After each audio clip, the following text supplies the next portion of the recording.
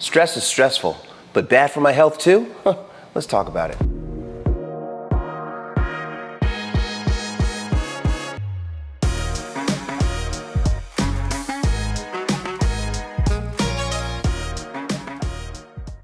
Hi, my name is Jeffrey Butts. I'm a doctor of dental surgery, and this channel is all about health and wellness for you to be healthy and wealthy.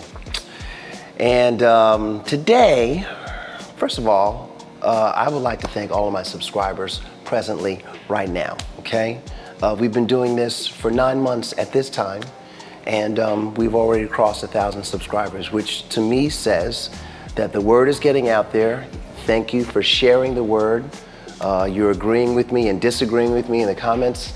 The comments have some really great questions, and it just means that we are able to help each other, because helping each other is what we are supposed to do, I think, on earth, I believe.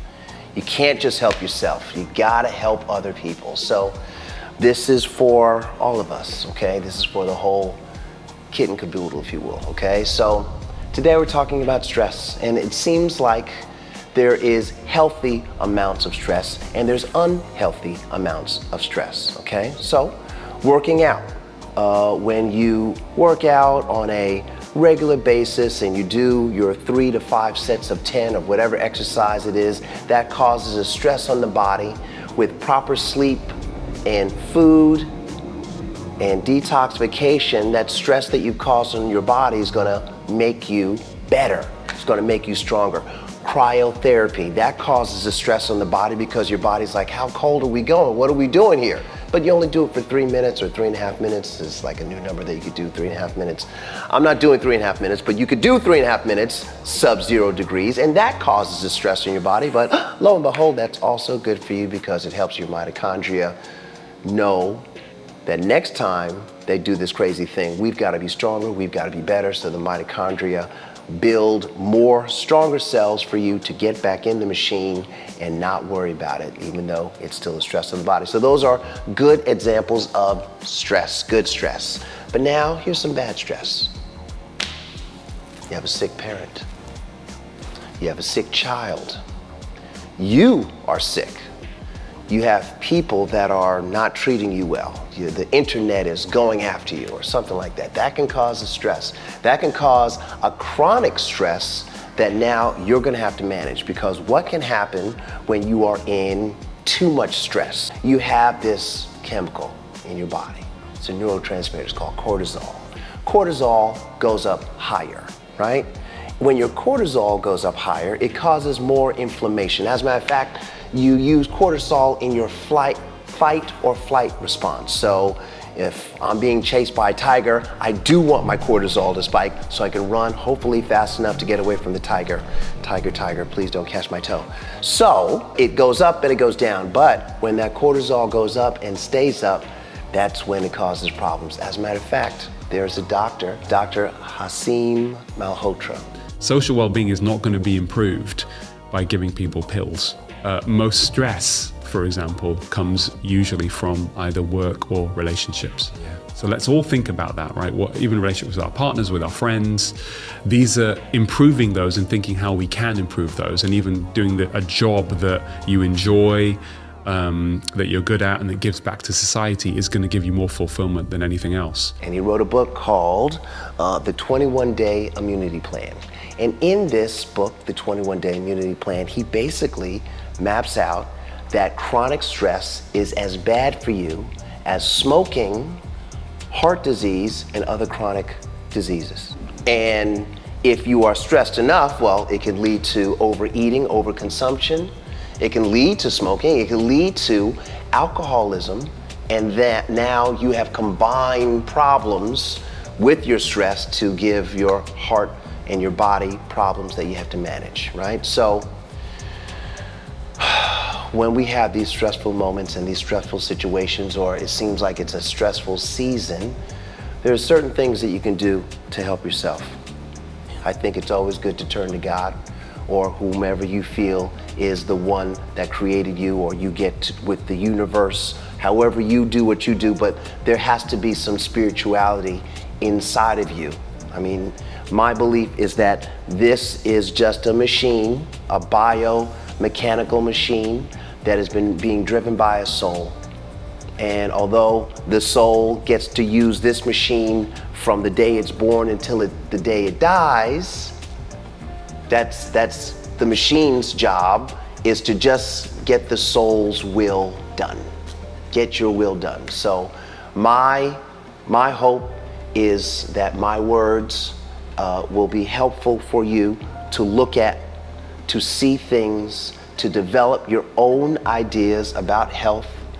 You could follow my ideas, but my ideas are my ideas. My ideas to me make me healthy. If you can get something from my ideas that go into what you believe that is healthy for you and it's genuinely healthy for you, well then yes, we're good. So in Dr. Malhotra's book, he cites through 100,000 person study. He got 100,000 people to agree to this.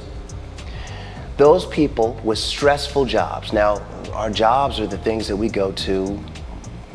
We're probably at our jobs more than our homes. I mean, at least at one point since the pandemic, some people are getting to live at their homes. But if you work or you have a stressful job, what they found in this 100,000 person study was that the people that had more stress in their jobs on a daily basis had a 25% increased risk of heart disease. That was just a cited study that he's got in his book. So I'm only saying this to you to give you some proof, some ground, some basis as to what I'm talking about, which is why mindfulness behavior comes into play. So we're just talking about that now. Again, it is incredibly difficult to deal with a sick loved one, a recently passed loved one, or yourself being sick. Okay, that's incredibly hard to deal with. For some cases, yes, you will have to have someone that you talk to. You will have to have some professional counseling, a psychologist or a psychoanalyst. You'll need someone who's a professional to help you. But here's some things before you go to the professional that you might be able to do for yourself that can help you deal with the situation so that the stress does not become a chronic situation. So, in mindfulness behavior, you have a good attitude, you have gratitude, you have forgiveness, and that's of other people and of yourself. You have affirmations, good affirmations, like every day and every way I'm getting better and better. Things that your subconscious can hear, that it can make the moves or it can bring to the surface the things that you say that you want. If you keep saying something like, don't have a car crash, don't have a car crash, don't have a car crash, you might have a car crash. Why? Because the universe doesn't really hear the first letters of the car crash. It doesn't hear don't. It just hears car crash. And then the universe says, really? Well, it looks like we're about to have a car crash. As opposed to drive carefully, drive alert, drive safely. Drive carefully, drive alert, drive safely. Now, we've taken out the possibility of a car crash, at least in our own mental state. And now, driving safely, driving alert, driving securely and alert is great. And now, less chance of a car crash. So, what I'm saying is that yes, you can play mind games with yourself. And it's not really mind games. Like, you know, they say, like if you want to be rich, you want to act like you're rich, you want to go to a nice hotel lobby and have a drink there, you want to go to nice restaurants and just to see what rich feels like, or you want to be around rich things. How wonderful. That's nice. That is a good way to get your body in the space where your mind wants to go, so that your body will be familiar with the nice restaurant, with the nice hotel, and your subconscious can be like, well, we're already here, this is what it looks like. So when you leave, your subconscious can say, okay, that's what that is. Let's make that happen. And then how do you make that happen? All right, well, your mental behavior still has to be supported by good physical behavior. So I always say, get your blood type, know what your blood type is, and start eating that way. You still have to take your vitamins and minerals. You still have to drink plenty of water because our bodies are made of mostly water, and we want to make sure that we get to keep refreshing our cells, right? So check this out. There's something that's called apoptosis, right? And this apoptosis is when the cell dies because the cell has done what it's supposed to do. It dies, but on the way to its death, it has encoded for other genes that are going to take its place. And that good cell that's about to die has encoded for the other cells that now live. And now that bad cell or the dead cell or the older cell is gone. The new cells in your system are there, and they have a code for you that is of health and wellness. How nice is that? So when you feed yourself properly, when you're getting the proper sleep, when you are exercising, which I am now coming to understand may be one of the most important things an aging person, which is everybody, exercise is the number one thing that someone can do to help them go into the future healthy. And every moment that starts from now is the future. We are in the present right now. The past, that's how we think about it because it's gone now. But the future, it has not happened yet. But I am telling you that you can create it. And in creating the future, all you got to do is have a good mental state of mind, a positive attitude, and give your body the things that it needs to intake as well as actually do that support the body. So if we look at Dr. Malhotra's study and we take the evidence, the data that he's collected, and know that stress isn't good for us, helping ourselves through stressful situations so that we don't stay stressed. I mean, stress happens. I mean, it's life. It's up and down. I see that life, business, all types of things, nothing goes straight up and straight down. It goes up, it comes down a little bit, goes sideways, then it goes back up, then it goes down a little bit, then it goes sideways, then it goes up, something like that. I mean, there are many moves that are not the direction that I want to go in, that I have made, but it seems like God doesn't make any mistakes, right? So if it seems like you're going in a crazy way, just stay on task, stay on point, stay on the focus of if you need to be de-stressed, here's another way you could do it, right? So learn how to meditate. Now, some people might say that they don't have time to meditate. I got to do this, I got to do that, I got the kids, I got to make breakfast for everyone, I got to take care of my mother, my father, right? You might say you have no time for that, but you know, with all of that you have on your plate, it is absolutely time for you to make time for that, okay? There are many, many different styles of meditation. I personally do what's called transcendental meditation, which is where there's a word that a guru gave me, and I keep the word to myself. I don't even say the word out loud, I never do. It's in my head, and I say it multiple times in my head. That's how I meditate. I do that for 20 minutes. Now, what happens while I'm doing that? Okay, so the word, it becomes the foreground, so I can see the word. So let's say the word is Om. I got Om all in my head, and then I'm saying it. I actually might even say it with my heartbeat. When my heart beats, the word Om comes out. Heartbeat, Om, right? But then I lose the heartbeat. I can't really hear it anymore. The word Om kind of becomes the background. I start thinking about other things. What's for dinner? Am I doing this right? Am I really still sitting here? What time is it? Those things come up, but it's okay. Because once I realize that the noise has started again, I realize that I'm not on the word Om, because you really can't do two things at the same time. Like when you're saying a word in your head, you can't say, if the word is Om, you can't say Om and one at the same time. It's going to be one or the other. It's going to be one or Om. But you can't have Om and the letter one in your head existing at the same time. It's just, I haven't figured out a way to do it now. I'm sure that somebody watching this is like, I can do it. Okay, well, maybe you can do it, but you're not supposed to do it. So when those other things comes up, it's okay. But you say, oh, you don't judge it. You don't get angry at it. You don't get frustrated that you're not saying your word, Om. But then you go back to your word. You could even bring it back to the heartbeat and the word and sit and relax. That is meditation. You do that. Now, I said 20 minutes because that's what I can do. I could do it 30 minutes. I could do it for an hour. But I serve the public on a daily basis, and I do not wake up early enough to do an hour of meditation. I just do not. So because I am a public person, public servant, I don't get an hour, but I do get my 20 minutes in, or 30 minutes. It goes a little long sometimes because I don't even have a clock next to me anymore. But this is how you can do it. You say your word, or you find some kind of Sanskrit word. Deepak Chopra has so many words that he shares in Sanskrit that could be your word, that is your mantra, and that you meditate on, right? And you just stick to that word. If you are sticking to your word and you go there long enough, guys, I'm telling you, you're going to go to another place.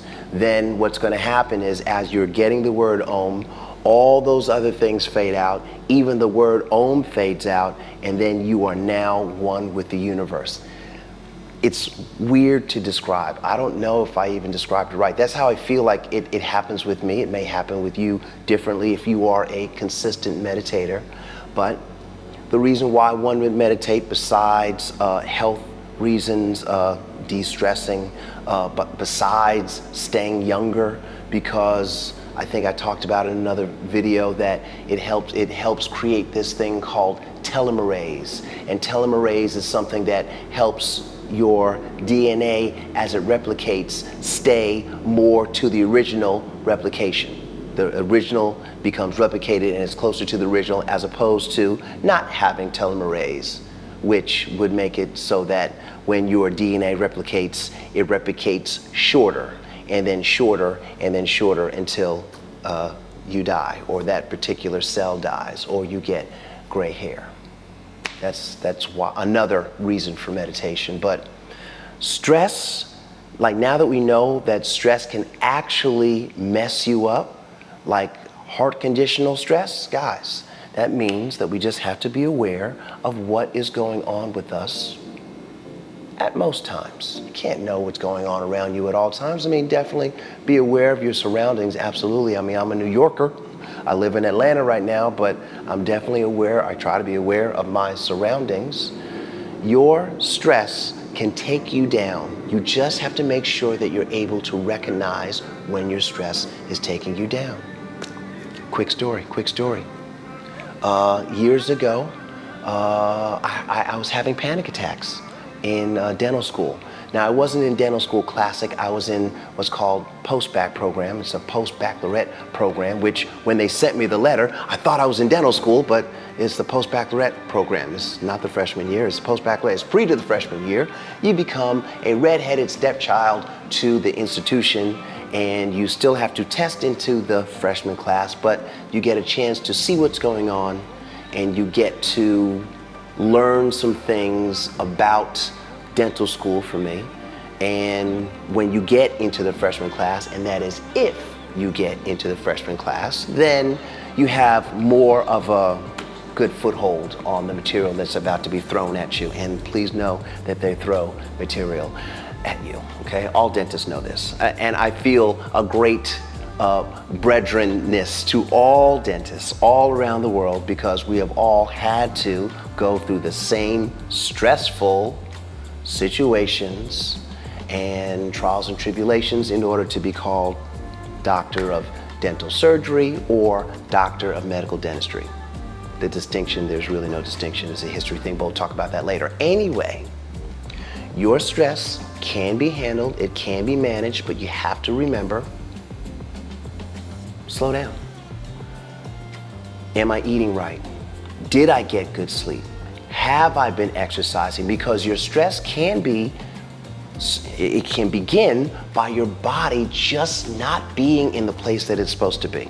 Remember, your health is your responsibility. Stress can come from anywhere. It could come from the chemtrails, from the planes. It could come from your baby crying. It can come from your husband yelling at you, or going out or being out too late. Stress can happen for so many reasons, so many ways, but Make sure you're able to identify what is stressing you out and then deal with it directly and specifically. If it's something that is from your body, food, sleep, exercise, detoxification, mindfulness, behavior. If it is a situation that you actually have no control of, that was a car accident, it was a plane crash, it was something that you had no control of that, remember that you have no control of that over there. But you are completely in control with how you deal with what you're seeing, how you deal with what you're feeling, because there is a focus of control that you do have. And you have to remember that you have that power, because some people don't believe that they have that power. They think, oh man, if they touch me, I'm gonna go crazy. If they say that, I'm going nuts. And I'm like, okay, really? Wait, whoa. You're planning to go nuts, go crazy on this particular situation trigger going, okay? Please calm down, okay? What was Dave Chappelle's got when keeping it real goes bad, right? So don't keep it so real that you go to jail, right? Don't keep it so real that you hurt someone or take someone's life. Or don't keep it so real that you lose your own life. Please take care of yourself. Please look at your surroundings. I mean, it can be nuts out there. It can be nuts out there. And because it can be nuts out there, you have to make sure that you are controlling what you can control. And all those things that are outside of your control, just make sure that you see them and you are able to take the data in, but it doesn't affect you in your locus of control. Because stress can kill you, like a cigarette, like type 2 diabetes. What? I mean, that is absolutely out of order, but because it's a fact, and this is a health and wellness channel, it's one of the things we gotta talk about. And now, let's say that we've talked about it. I'd like to thank you so much for listening. Please like and subscribe. Please leave a comment in the comment section below and let's talk about it. Oh, and please share this or any video that you see of mine with a friend. If you think that there's something that you agree with or it could be helpful to a friend, please, please, please spread the word. I'm not asking for anything. I'm asking for a community of conversation about health and wellness. That's it. Thanks so much for listening, and we'll talk about some other things later.